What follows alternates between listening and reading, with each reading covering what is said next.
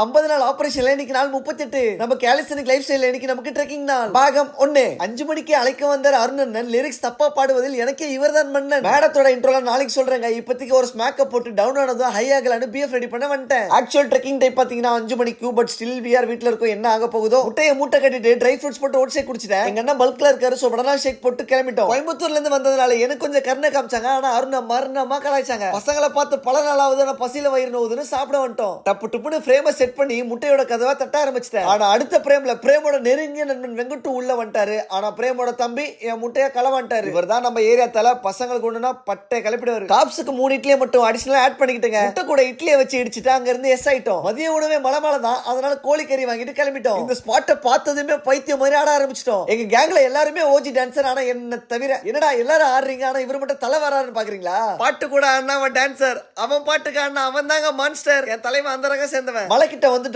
பாகம் 2 ட்ரெக்கிங் தான். சந்தோஷமா இருங்க.